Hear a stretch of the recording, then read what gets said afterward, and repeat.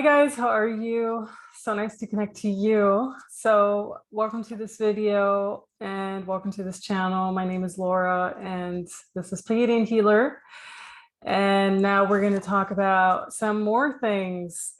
So another thing I just want to mention, and I have mentioned this in a few other videos, people are like, especially on BitChute, I got this comment recently, like, oh my gosh, you Pleiadian Healer, how dare you call yourself Pleiadian Healer? And, talk about exposing the new age and everything too. So I think I've already explained in a lengthy process why my business is called Pleiadian Healer. It actually has nothing to do with channeling Pleiadians. I came up with that name in October 2017, so almost 5 years ago. And I first started off with simply focusing on crystals. So I was selling crystals personally. I was really focusing on what I call crystal healing. And somehow, the name just kind of came up. I had like a whole bunch of other names on a list, by the way. Some of them were actually German, like Kristallfee, which is crystal fairy. But I kind of felt I needed something that was English just to be a bit international. And I also felt I needed something that was not just focused on crystals, because I kind of knew this would not just be all about crystals, as you guys can tell, like 5 years later. So way before I was on the YouTube and on the BitChute and on the Odyssey and on TikTok, Twitter, Telegram, whatever, which, by the way, I have joined TikTok, I have joined Twitter. I have not posted a single thing on there, but if you want to be my follower on those platforms, you can. I'm not sure I will ever post on those two platforms. I just thought it would be nice to have like a page up there and a presence on it. But way before I was even somehow doing videos, this name was existent. And I cannot use my real name like other channels are using. First of all, I don't want to. I actually enjoy being anonymous to a certain degree. Pleiadian Healer is an artist name. And second of all, I also have a website under my real name, which focuses on photography. So you can't combine both businesses together. Like I've tried thinking about this for a very long time, but once you build up one empire, you don't necessarily want to mix it with the other empire, especially if they're both so very different. Let's put it that way. Now, what I did want to say in regards to the name, and I don't have to explain myself, by the way, I'm just doing this as a courtesy from my own self. I personally don't have an issue with my name. I don't have an issue with what my channel stands for, what my messages stand for, and what my videos stand for. I know there are a lot of haters out there. I see you all. I see these people come around 2 years later who were bashing my channel, who try to leave comments, and who are most likely going to be blocked right away anyhow, because you have nothing nice ever to say. But for all the people who are, showing all the love and who are loving, welcome, welcome, welcome. Now I have thought about, renaming this channel into possibly Church of Laura, not because of the religious aspect, but, to be honest with you, Church of Laura is not really going to fly easily. So it's going to stay with Pleiadian Healer, to be honest. Why Church of Laura? Because, you guys know my standpoint on religion. Church stands for a belief system. And all of this, what I'm creating is my belief system. So it's basically my church, right? My belief system. However, I don't think, if I were to change this name from Pleiadian Healer to Church of Laura, people would easily find it. People would be attracted to it. And also, I'm not going to change my website name. So what's the point, really? So you can consider this channel being Pleiadian Healer, also known as Church of Laura, if that makes you feel better.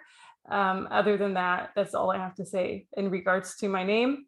I have a whole bunch of videos out there that are talking about the New Age and also the starseed origins, if they're real, if they're not real, all of that.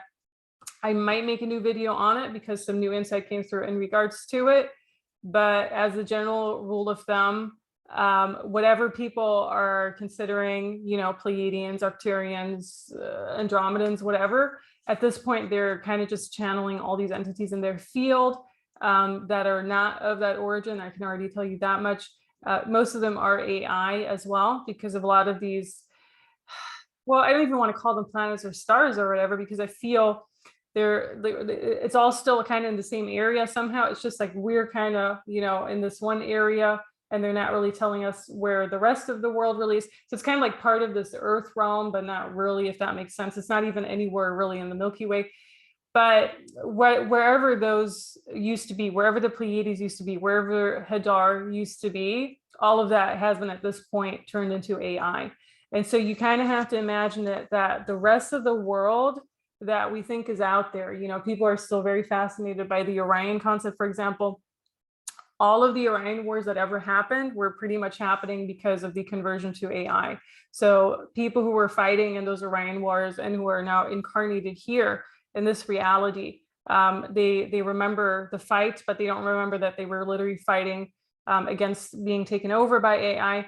Unfortunately, it appears that a lot of them, Orion, Arcturus, Pleiades, Andromeda, Lyra, whatever, has been taken over by AI. So you can rest assured that if you are channeling something that says they're Arcturians or that says they are Pleiadians, they are 100% either going to be AI, artificial intelligence, for people who need to hear that again, or they're going to be some weird Zeta Gray government controlled astral entity that's just pushing images onto you to control you more or to kind of F you up more and mislead you more.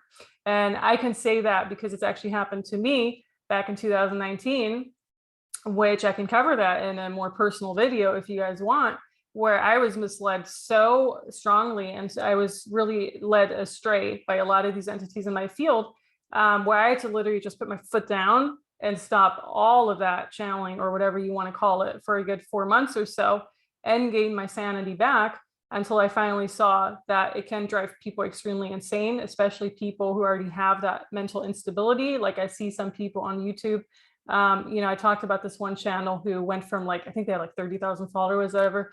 They went in a span of 8 years, because I looked at all their old videos. They went from channeling, new age stuff to homeless in Hawaii. I don't think that's what you want to happen to you. And the reason they were homeless in Hawaii is not because they didn't necessarily have the means to have income, but literally their sanity was at risk. Okay, so there are different types of homelessnesses. I know there are a lot of reasons why people become homeless. I see that here face to face every single day in a city this large. But in her case, it literally seemed like she was slowly losing it, her sanity. And so that's what channeling can legit do to you. I just want to give that out there as a warning, not as a warning, but just, this is really what happens to people. And I can see why as well. Okay. So the power lies within you. And you don't need the angels or whatever. When people are like, oh, and the angels are saying this, or you spirit guides are saying that, you don't need their advice. You already know everything you need to know.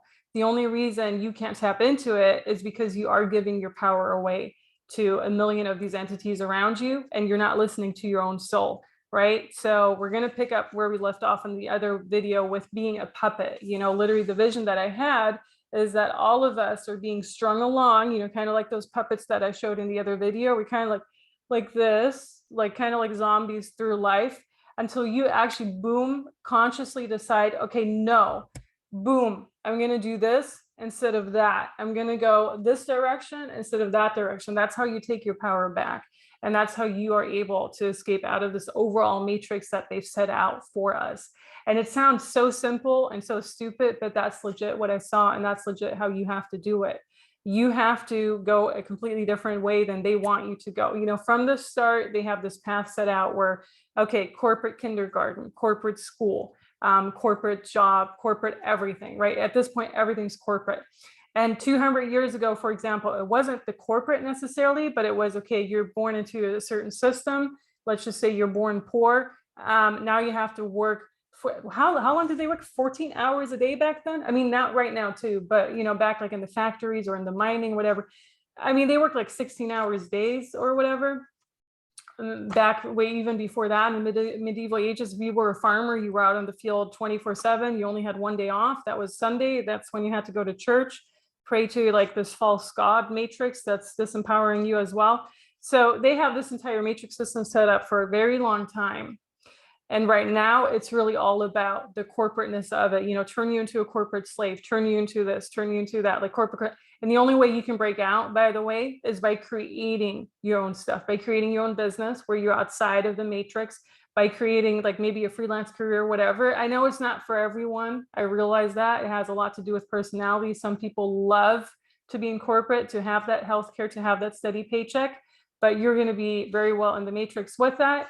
You can also just have passion projects, by the way. You know, for example, if you enjoy drawing or painting, or if you enjoy photography, or if you enjoy music, whatever, try to get out of the matrix. If you are in so deep in the matrix through the corporate or in whatever way possible, try to get out through these passion projects by just doing something entirely different, not hanging around like a loose puppet, but literally doing this, you know, literally like the kickbox spot. I mean, like legit, that's what I saw.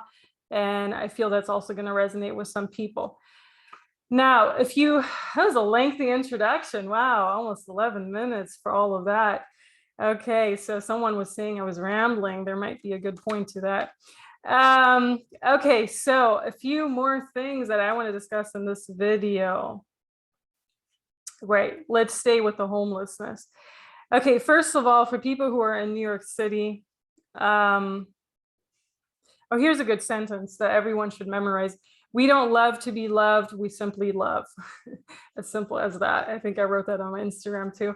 You know, we don't love so that other people love us back, but we simply love just to experience the love.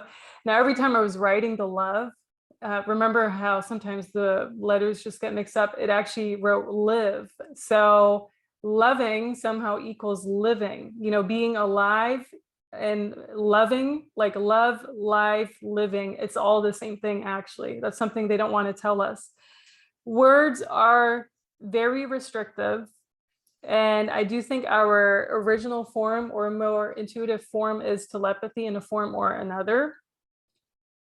Why do I think that? Because I've gotten more and more of a feeling how animals communicate and also children communicate.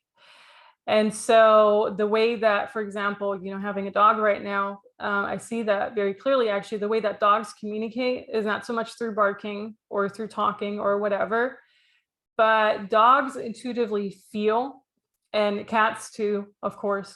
So that's why, you know, I've been spending a lot of times in dog parks and random things where you find a whole bunch of dogs, you know, interacting with each other. A dog can feel another dog from like miles away. You know, like my dog, like I didn't even see this neighbor's dog or whatever, but my dog was like pulling her leash and everything. I'm like, what's wrong? Like, what's up? Like, I don't really understand. And then around the street corner, this other dog came, which she already knew him, but I had no idea he was there, right? Like I couldn't look around that street corner. So she felt him intuitively, and she was trying to greet him and pull her leash and jump towards him, of course.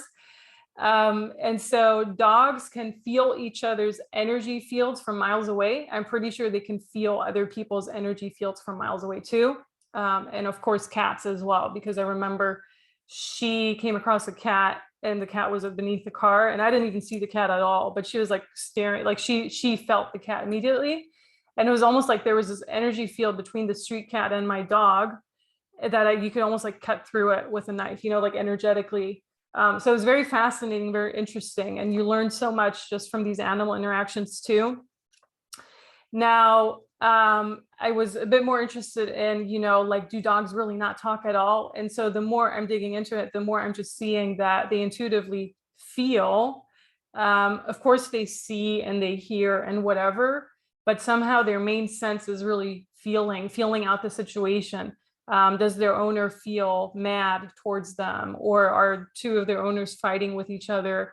Is that person friendly towards them? It's just feeling, a lot of feeling. And when I read on it, it almost felt like telepathy to me somehow.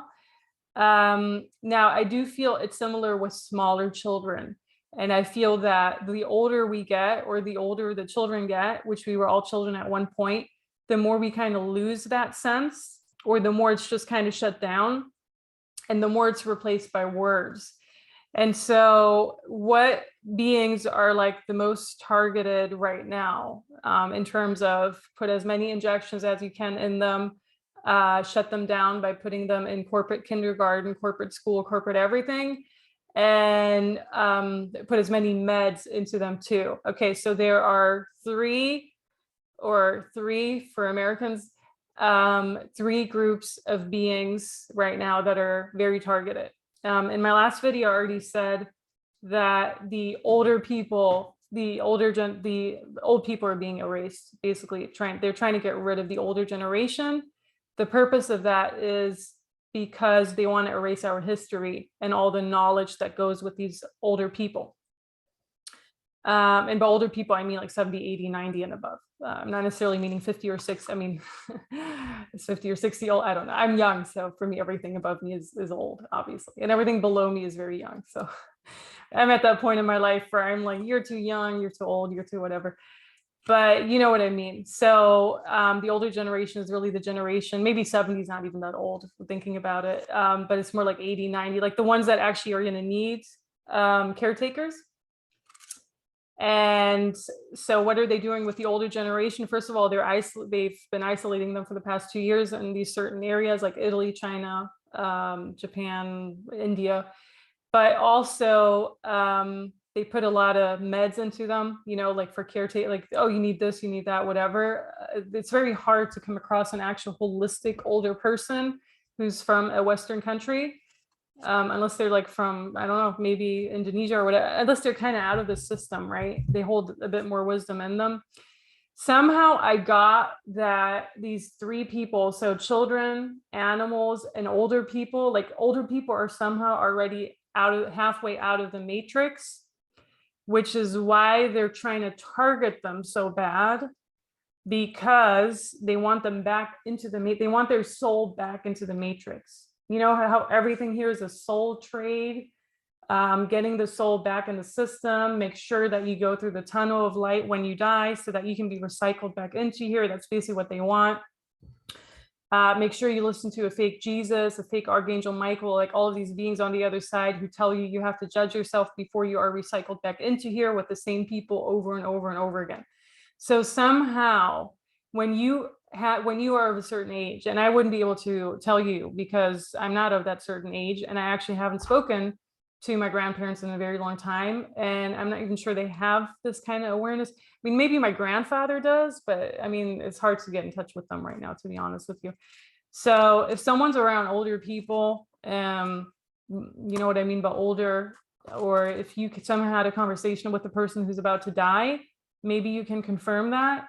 But somehow it felt like these older people, they're trying to get them back into the system through this injection, through the meds they put in them, and by making them forget. So somehow it felt like these older people are almost outside of the matrix, and they're able to escape. Now, children are basically outside of the matrix, the small kids. The babies can see aura colors. Babies are very intuitive. And I would say up until a certain age, I even feel up until like the age of 5 or 6, even like maybe, I don't know, it depends on the child, honestly. But children are out of the matrix up until that point too, until they become incorporated, until they become injected left and right and whatever. They're outside of the matrix because they have that intuitive telepathic connection to source. And they're able, it's similar to animals, they're able to feel somehow the same way my dog is feeling, because my dog loves children, and we have children in this building, and we have neighbors' children and everything, and they're able to somehow communicate differently than adults communicate. And I started noticing that, you know, over the past 6 weeks or so that I've been in touch with all of that. And it's quite fascinating because one kid would say one thing, actually like something negative towards my dog. And I think that's the programming, you know, the parents, like, I don't know, it's so weird. Like the parents just kind of program them to say bad this, bad that, and the child picks it up. And so the child was actually saying something very negative towards my dog, and I got very mad at first. But then I started noticing that the child actually doesn't mean it that way, and that the energy the child is giving off towards my dog, because my dog felt that it had a good heart and it wanted to jump all over the kid and play with it. So words can be powerful for sure to a certain extent, but it's more what we carry in our heart. And so somehow this child and the dog were able to communicate, I guess is the point of what I'm saying. So children, small children are outside of the matrix up until a certain age, and animals as well. And older people are able to get out of the matrix too, which is why they want them dragged back in. So there's some form of source connection again that we have after a certain age is what I got. How old you have to be in order to have that, I don't know. Nowadays, they want to keep you in the system until you're 67 or 70 years old, right? especially here and also in Germany. They're saying we're running out of Social Security. You have to work until you can't work anymore. And so what does that do? You get older and older. You have less time to actually enjoy the thing, because people are like, okay, I'm 60, I'm 65, I'm retiring. I'm going to travel the world. I'm going to enjoy my life, which you would still have a good 20, 30 years technically. Honestly, for me, that's not the life I want. I want to enjoy my life while I'm young. And that's kind of why I'm out of the system right now. But, you know, now they want these older people enjoying their life later and later. And so let's just say you retire when you're 70, you might as well die 5 years later because of a heart attack, because you've had such troubles, you know, working. So it gets more and more complex. The more they're trying to pull these things off, because they're trying to drag the amount of spirituality that you can achieve away from you through those means. You know, when you're in corporate life, it's very hard to be spiritual. From my own experience, I can definitely say that, also from what I see from other people, because you're basically just a puppet in the system, right? You're like strung along until you take your power back. So yeah, somehow those are targeted. And now with animals, animals communicate with their energy field. And that's also why, if you've ever seen another dog attack a dog in the dog park, what you're supposed to be doing. So I'm just talking about dogs because that's the first-hand experience I have right now. For cats, it's similar though. Cats feel when a human is pissed off, or when two humans are about to fight, for example, or you have cat fights and everything too.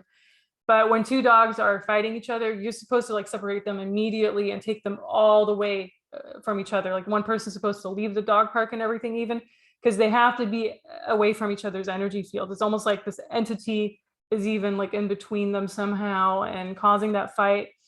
But that's kind of why you're supposed to be doing those things, you know. Some dogs are going to be attacking more for various different reasons, because first of all, they could have entities in their field because of the injections, or they're just not as experienced with there's just a whole lot of reasons, not as experienced with other dogs or whatever. Another interesting thing with dogs, but I want to mention this probably in a different video, is because I feel they're able to manifest because they're outside of the matrix somehow, but also just animals in general probably. So I already noticed that puppies are able to manifest a new home for them that suits their needs. Now, not all of them, but the ones that I have been in touch with so far, you know, I already told you that this last winter, my friend had these puppies where she was looking at a home for them, and they manifested a home together, you know, because I kind of felt they were two sisters, like these two sister dogs. They didn't want to let go of each other. And so this one sister puppy manifested a new home for both of them. It's in the countryside, so they have enough room for two dogs. And so I already noticed that puppies and perhaps adult dogs are able to manifest for us also in our favor, but definitely in their favor too, somehow. And that's because they're outside of whatever ability we've lost or we're not practicing. They're outside of the matrix thing. So they're trying to get to our kids, our animals, and also our older people. Those are, you know, all targeted, as we can tell, because they want the injections inside the animals. They want the injections inside the children and everything. And then I also felt there were just all these traditions, like, for example, traditions in Arcturus and Pleiades and whatever, that were long forgotten because they turned them into AI. Okay, so it's almost like there are these pockets of AI outside of our Earth realm somehow. Okay, let's see. All right, and then another word on the homeless people.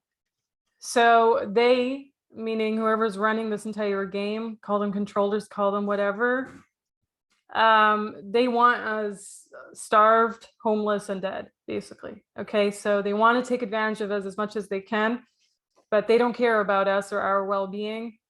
They want us homeless, starved, and dead. What do I mean by that? For example, starved, the entire vegan agenda is a starvation agenda, basically. If you've ever gone vegan, vegetarian, whatever, you know what I'm talking about. People don't necessarily look healthy. It's not even really helping the animals, to be honest with you, and it's not natural. But what is so interesting to me is that all these countries, you know, Sweden, which used to have the Viking culture, is now almost fully vegan in a form of, there's like the vegan agenda all over Sweden. And I noticed that because it's just, I don't know. I had an acquaintance who was in Sweden and talking about veganism, and I'm like, this is so sick, because your country is basically known for the, the Nordic lifestyle, the fish, the whatever, the Viking culture was there. And now they're turning all of these like powerful, powerful souls. Because if you look at Vikings, they were really known for like strong and like fighter. And it's in the DNA, obviously, like Swedish people carry that in their DNA. So they're turning that into like the starvation. I have my own story with starvation too, which I might share in a different video when I feel more comfortable about it. But I can already tell you, just having traveled the first 2 months of the year, just as a short example, sometimes, because I was staying in these Airbnbs, sometimes I didn't have access to a proper kitchen. So it was maybe like a hot plate and a microwave, whatever, which microwave is like the worst thing out there with the entire radiation.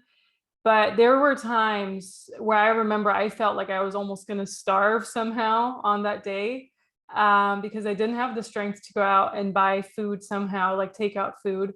And you just get sick of it too after a while. And I didn't really have the means to cook proper food in any of these like makeshift Airbnbs. So I have my own stories with starvation. That's just a small story with that. I also have my own stories, with the entire food agendas that are going on. But I literally felt, and I already told my friends here too, because they were like, oh my gosh, you lost weight or whatever when I came back. And I'm like, yeah, I lost weight because I was traveling. And my other friend, she sent me this macro thing, and she's basically like, they want the women, basically anorexic nowadays. So, I mean, not just nowadays, I mean, probably for the past 50, 60, 100 years or whatever. But I think that needs to be shared in a separate video, because it's very, very important actually to note what's going on. Now with the homeless people, I had this conversation with a homeless woman like a week ago. And for people here in New York, so West Ford, like Washington Square, I keep wondering if maybe, because people are always like, Broadway's like the heart of the city. And I agree with that to a certain degree, but Broadway's pretty corporate. But I'm wondering if maybe Washington Square is not the actual heart of the city, like West Ford, because it actually never really changed during the past 2 years during the pandemic. It was always popping to a certain degree. Sure, there are always like homeless people and chess players and whatever there, but from my understanding, they always were there, like even 20 or 30 years ago. But I had a conversation with a homeless woman around that area, and she was basically, because I have a beagle, and she was basically telling me, because I brought my dog to the dog park, she was telling me how she and her husband had a beagle and how they got it from upstate New York, which is really close to New York City, and how in upstate New York, they didn't have a backyard. And it's kind of like the beagle was just chained outside somehow. They didn't treat it well, and yada, yada. And I'm like, yeah, sometimes, dogs are treated better in the city actually, because the owners make the effort to take them out like 4 times a day, as opposed to when you're in the countryside and they just chain them or throw them in the backyard for them to wander around. But actually, that's not really helping the dog much. So we had like this really interesting conversation, and she was very clearly homeless because she's having like her homeless bag. Not that she smelled or anything, but she kind of looked, you just know after being here for so long when someone's homeless and when they're not. So to me, she looked homeless. And then after the conversation, I came home and I'm like, this is so crazy. Like, this woman had her husband, she had her beagle, she had everything. And yet she just ended up homeless. And it really made me wonder about, because she was telling me all these personal, like, it wasn't a made up story either, by the way. It didn't feel like it was made up, because sometimes these homeless people make up stories to make you feel sorry for them, give them money. She didn't want anything, like nothing. She just wanted to have a conversation because she saw my dog and it reminded her of her old dog, whatever. And this is what I mean. There are so many different reasons why people turn homeless. Like some people turn homeless because they mentally just can't get over like the death of their husband. And I feel that was kind of the case for her. With others, what's really happening right now, and I feel it's been happening for a longer time, you definitely see it in Portland, Oregon, where you have like one tent city next to another. Everything's being bought up and gentrified by the tech industry and all of these other companies, AI companies, Bitcoin companies, whatever, Facebook, Google, whatever, all of these people. And so normal people can't afford to live there anymore. San Francisco, Portland, Seattle, all a great example. So they're forcing these normal people out into the streets or into these shelter situations. And the vision that I had, it was so crazy. You know, that's why I'm saying they want us homeless, starved, and dead. Like they don't care what condition we're in, which is why we need to take care of ourselves so well right now. And we need family or friends or people around us who take care of ourselves, where we can stay in the worst case scenario, who can feed us, who can mentally give us that support. You know, we need people who care about us, because they don't care about us. They, like, the agenda for them is very clear. They want us out on the street with nothing. We can manifest whatever we want in our life, by the way. We just need to do it right. But I basically had this vision, you know, of seeing us, or rather just seeing a woman, basically, you know, an old lady starved, begging outside of a church, you know, that could be like some of us maybe in the future, according to the agenda that they want. Now, this is not like a negative prophecy or whatever, but this just kind of has to do with, you know, even though, let's just assume we're all going to be homeless in the future because the jobs are gone, they're all replaced by robots or whatever. Even if we're all homeless, and that's what I saw with this homeless woman, even if we were to be all homeless in the future because we're unable to, you know, comply with the system, we would still be living here. I would still be here. And somehow we would still be, as long as there's still a soul here in the city or wherever we're living, wherever you are living, we're still going to be good. So it's not even so much about how we're going to live, where we're going to live, but it's more about, as long as we can still be among souls in whatever condition that is, we're going to be good. So basically, if they're turning New York City into a homeless city the way they want to do with San Francisco and everything, you're still going to be among souls that are the same. Now, obviously, that's like the worst case scenario, and that's pretty much what they want. You know, they want to take everything away from us. You will own nothing, or you will own very little and be very happy. That's their agenda for sure. Or another agenda, definitely what I noticed and what I don't really agree with at all, is like moving from one Airbnb to another, like with your little backpack or suitcase or whatever, you know, kind of the way that I did it in the past, in the beginning of the year, where I was like, no, this is not ideal at all. You know, it makes you feel very unrooted and uprooted, and you're not grounded and everything. But that's basically what they want, people just from one thing to another. But if we can just ground ourselves somehow and manifest the best abundance that we can, we will be good. We can kind of just take our power back. It's all about taking our power back. It's all about breaking out of this puppet system and becoming, you know, a non-puppet in the matrix, or the non-matrix that we want to be in. So I think I'm going to leave it at that. There's still a few more things to talk about, but overall, I think this video and the one before gives an overview of things, and then the rest is just going to be mentioned in another video.